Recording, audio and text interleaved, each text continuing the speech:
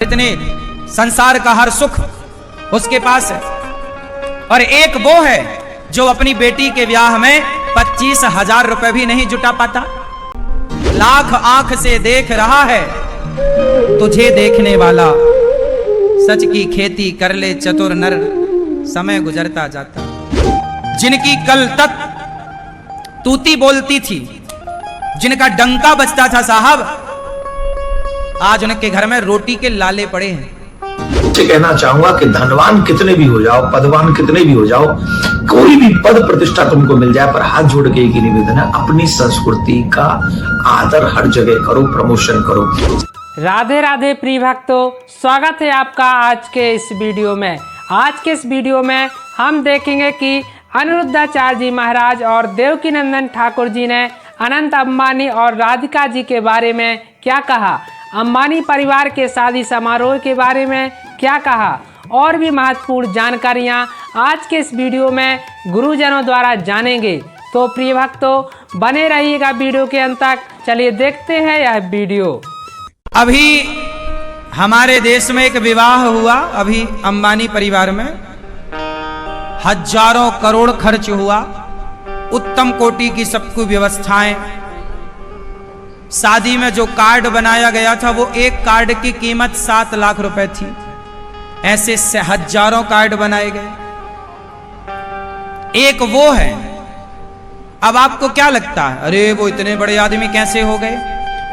ये उनका पुण्य है। ये अब कोई ईर्ष्या करने लग जाए, क्या कर लोगे ईर्ष्या करके ना?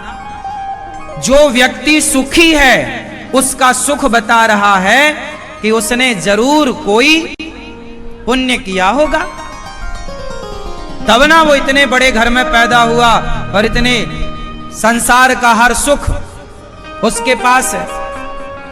और एक वो है जो अपनी बेटी के ब्याह में 25,000 रुपए भी नहीं जुटा पाता। एक वो है जो एक शादी में हजारों करोड़ खर्च कर देते हैं एक रात में, और एक वो है जो अपनी बेटी के ब्याह में 25,000 रुपए नहीं जुटा पा रहा है। अब बताओ, आप तो कहते थे सब एक है, कैसे एक हो सकता है? यही है पाप और यही है पुण्य। जो आज सुखी हैं, आप जितने लोग सुखी हैं, ये सब तुम्हारा पुण्य है। और आज जितने लोग दुखी हैं, ये सब उनके द्वारा ही किया गया पाप उनके आड़े आ रहा है, वही दुख दे रहा है। तुम्हारा पाप तुम्हें दुख देता है, तुम्हारा पुण्य तुम्हें सुख देता है। आज दशरथ जी रो रहे हैं, मेरा राम मेरा राम। ये दशरथ जी का पाप था। ये दशरथ जी का क्या था? जोर से, क्या पाप था? एक बेटे को उसके मां बाप से दूर किया था।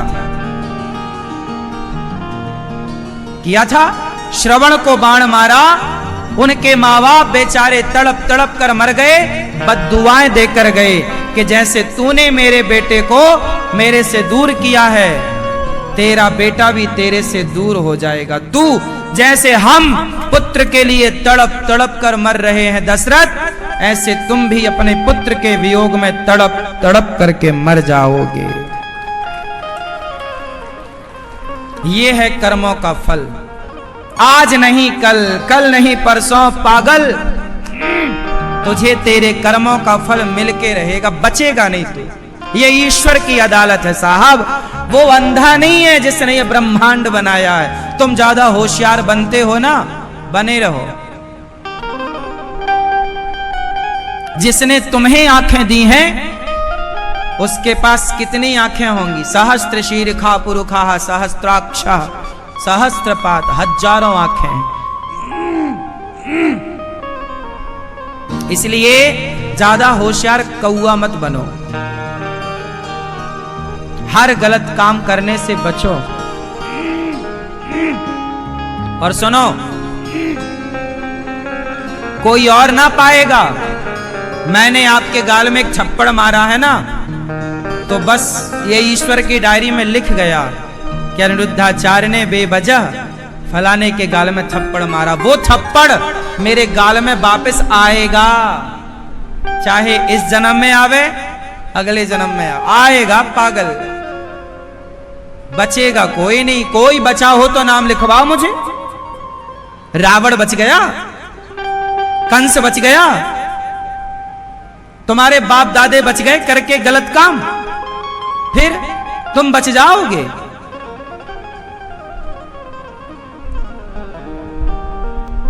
लाख आंख से देख रहा है तुझे देखने वाला, सच की खेती कर ले चतुर नर, समय गुजरता जाता। हमारे बुजुर्ग लोग कहते थे यार नमक रोटी खा के गुजारा कर लो, कमर ही ढक लो गमछे से, ज्यादा कपड़े के लिए ज्यादा खाने के लिए ना भागो, ईमानदारी से मिल जाए तो नमक रोटी खा लो, बेईमानी से बचो। पहले के लोग कहते थे। बेईमानी क्यों कहते थे? क्योंकि वो बेईमानी जो तुमने की है वो हिसाब चुकाना पड़ेगा। चलो आज तुम बेईमान करके धन्ना सेठ हो जाओगे, क्या लगता है तुम्हें? वो चुकाना नहीं पड़ेगा। अगले किसी जन्म में। ये तो जब तक तुम्हारा पुण्य है तुम मौज मस्ती कर रहे हो, तुम्हारा पाप तो हो रहा है पर वो पाप फल नहीं दे रहा है, क्योंकि अभी पुण्य ज्यादा है। जब पुण्य ज्यादा होते हैं ना तो पाप दब जाता है। जैसे आपका पड़ोसी बड़ा पापी है, आपको लगता सारा पाप करता फिर भी ये धनवान है, उसका पुण्य अभी ज्यादा है। कभी किया होगा उसने पुण्य है, दान किया होगा, धर्म किया होगा, किसी भूखे को भोजन कराया होगा, उसका पुण्य उसके साथ है। तो अभी पुण्य के कारण पाप दब रहा है, लेकिन जिस दिन वो पाप उदय होगा तो फिर वो जब अपना नाच नचाएगा, अपना रुतबा दिखाएगा तो नानी याद आएगी साहब। हमने दिन बदलते देखे हैं, आप लोग अब देखे कि नहीं हमें नहीं पता। हमने दिन बदलते देखे हैं। जिनकी कल तक तूती बोलती थी, जिनका डंका बजता था साहब, आज उनके घर में रोटी के लाले पड़े हैं। ऐसे भी हमने लोगों को देखे हैं। आप लोगों ने देखे क्या ऐसे? जिनके घर में जिनके घर में हाथी हुआ करते थे, घोड़े हुआ करते थे, सारी शोहरत हुआ करती थी, आज उनके घर में रोटी का बंदोबस्त नहीं है। ऐसे हाल हमने देखे हैं जीवन में। धनवान होते हुए अकड़ देखी है लोगों की, और समय ढलने के बाद उनकी दीनता देखी है। जब पैसा आपके पास होता है, समय आपका होता है, आप अकड़ दिखाते हैं, लेकिन जब समय अपनी मार लगाता है तो अच्छे अच्छों की अकड़ निकल जाती है और आदमी सरेंडर हो जाता है। इसलिए सबसे बलवान कौन है? बोलो। पुरुष बली नहीं होते है, समय होत बलवान। भीलन गोपी लूट लई, वही अर्जुन वही बाण। संभल के रहना रे बाबा। भगवान से रोज प्रार्थना करो, हे विधाता मेरे द्वारा कभी किसी का दिल ना दुखे, मेरी वाणी से कभी किसी का दिल ना दुखे, मेरे कर्मों से किसी का दिल ना दुखे, मेरा ये शरीर किसी का दिल ना दुखाए, मैं किसी को प्रसन्न कर सकूं तो बस मैं प्रसन्न करता रहूं, मैं किसी को रुलाऊं ना। मेरे कारण आपकी आंखों में आंसू नहीं आने चाहिए, मेरे कारण आपकी होठों पे मुस्कान आनी चाहिए। बस मैं तो ये चाहता हूं विधाता मेरे द्वारा कभी किसी को कोई कष्ट ना हो। मैं बचता हूं किसी को कष्ट देने से, मैं नहीं देता। मैं केवल हंसाता हूं, मैं केवल आपको कथा सुनाकर आपको खुशी देता हूं, आपकी भोजन की व्यवस्था कराकर आपकी सेवा करके आपके पेट भरने के बारे में सोचता हूं। आप गौरी गोपाल आए हैं तो यहां से खुश होकर जाएं। मैं आपको किसी प्रकार का दुख नहीं देना चाहता। भगवान से प्रार्थना करता हूँ कि प्रभु मेरे द्वारा किसी को कोई दुख ना हो। यदि किसी को दुख मेरे द्वारा होने वाला हो तो उसके पहले ही मेरा जीवन पूरा हो जाए, पर मेरे द्वारा किसी को कष्ट ना हो। जीवन जियो ऐसे जियो। सुख देने आए हैं हम, दुख देने। दुख तो आदमी को कर्म दंड दे ही रहे हैं, दुख तो आपके कर्म आपको दे ही रहे हैं। मैं क्यों आपको दुखी दूं? पिछले 2 दिन से मैं मुंबई में हूं और मुंबई में आने का कारण अनंत और राधिका की शादी है। इस शादी में मैंने कुछ देखा, लर्न किया, समझ में आया, वो इस वीडियो के माध्यम से आपको शेयर करना चाहता हूं। देखिए, बहुत लोग ऐसे हैं इस संसार में जो धनवान है, पदवान है, प्रतिष्ठावान है, जिन्हें 10, 20, 50 हजार लोग जानते भी हैं, लेकिन हम देखते हैं कि वो पर्सनल लाइफ में मॉडर्न हो जाते हैं। जैसे आपने देखा कई लोग विदेशों में जा जाके शादी करते हैं, बहुत लोग हैं, पैसा आ गया विदेशों में शादी करेंगे और फिर शोक और सिस्टम अलग होता है। लेकिन एक इतने बड़े धनवान का पुत्र और इस तरीके से जो उसने संस्कृति का परिचय दिया है, आई लव इट। और इतना ही नहीं, जिस प्लेस में वो पूरा उत्सव हुआ, उस प्लेस का नाम, वो जो वो था मंडप बनाया गया था, उसका नाम था बैकुंठ। तो मैं एक बात अवश्य कहना चाहूंगा, मेरी बहुत देर चर्चा भी हुई। आनंद से मैं पहली बार मिला, राधिका से मैं पहली बार मिला, तो मैंने एक चीज नोट करी कि मैं बहुत देर उनसे चर्चा जब हुई, वो जब पास में आए हमारे, चर्चा होती रही तो टोटली चर्चा हुई भगवान श्री कृष्ण के विषय में, टोटली चर्चा। और दोनों ने एक्साइटेड होकर, बड़ा मन लगाकर उस बात को सुना और क्वेश्चन किए, समझा, आनंद लिया। तो ये मैं अवश्य कहना चाहूंगा कि धनवान कितने भी हो जाओ, पदवान कितने भी हो जाओ, कोई भी पद प्रतिष्ठा तुमको मिल जाए, पर हाथ जोड़ के एक ही निवेदन है, अपनी संस्कृति का आदर हर जगह करो, प्रमोशन करो। संस्कृति के नाम पे श्री नीता अंबानी जी और मुकेश अंबानी जी को एक बहुत अच्छी बात मैं कहूंगा, उन्होंने कितना गजब का काम किया। जितने भी उनके फाउंडर्स लोग आए हुए थे ना, टोटली प्रमोशन भारतीय संस्कृति का था।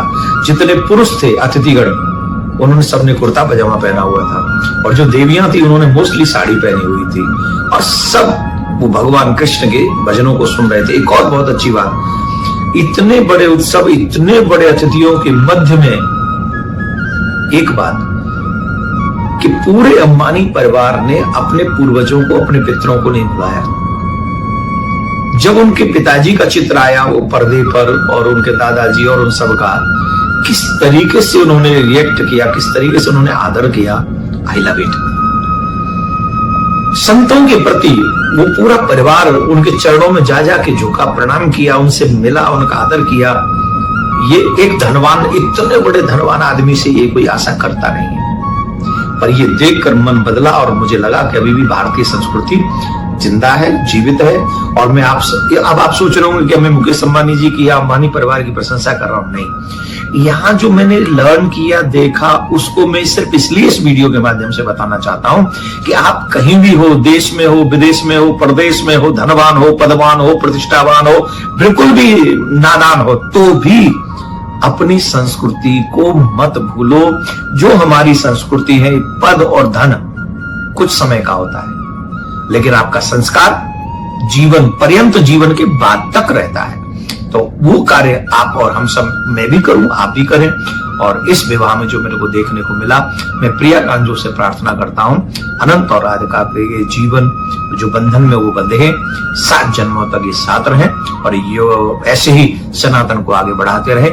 हाँ तो प्रिय भक्तों, आपको यह वीडियो कैसा लगा कमेंट बॉक्स में जरूर बताना। अगर वीडियो पसंद आया हो तो कृपया वीडियो को लाइक एवं चैनल को सब्सक्राइब जरूर कर लेना। तो प्रिय भक्तों, चलिए चलते हैं, अगले वीडियो में फिर मिलेंगे। तब तक के लिए जय श्री सीताराम, जय श्री राधे श्याम।